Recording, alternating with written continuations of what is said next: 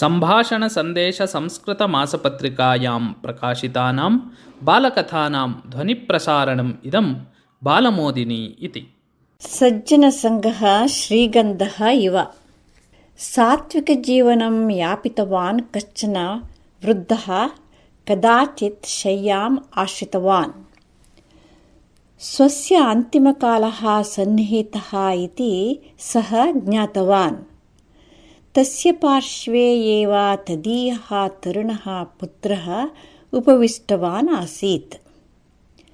वृद्धः पुत्रं क्षीणस्वरेण अवदत्, वत्स, मम जीवितकालः समाप्तप्रायः।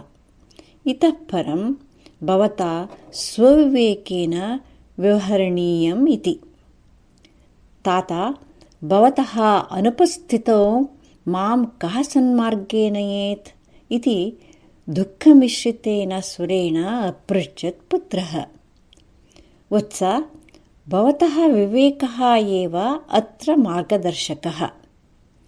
भवता सात्विकं जीवनं करणीयं, पापकार्याणि न करणीयानि, सज्जनसङ्गः करणीयः, दुष्टसङ्गः परिहरणीयः।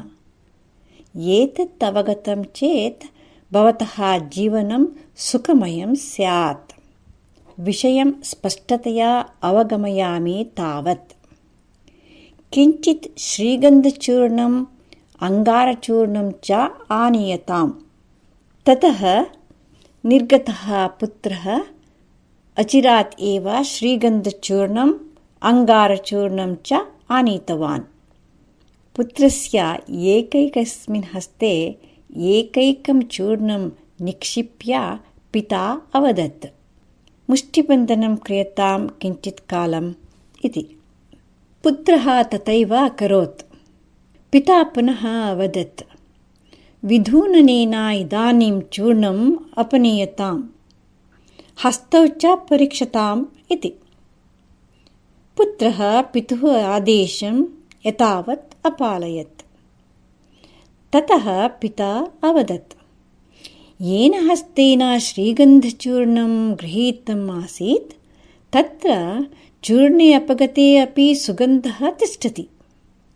येन हस्तेन अङ्गारचूर्णं गृहीतम् आसीत् तत्र न सुगन्धः अपि तु कृष्णवर्णता।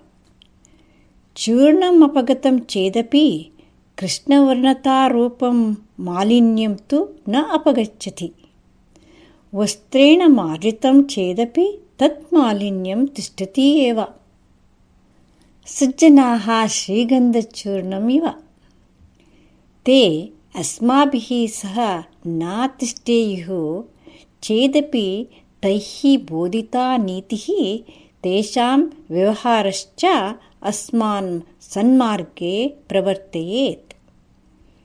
अङ्गाररूपाः भवन्ति दुर्जनाः, सहवासकाले तु मलिनता। सहवासः परित्यक्तः चेदपि मालिन्यचिह्नं न अपगमिष्यति। अतः एव सज्जनसङ्गः सर्वदा करणीयः इति उच्यते इति। पुत्रः पितुः मुखं कृतज्ञतापूर्वकम् अपश्यत्। पितुः मुखे तृप्तिः विलसति स्म।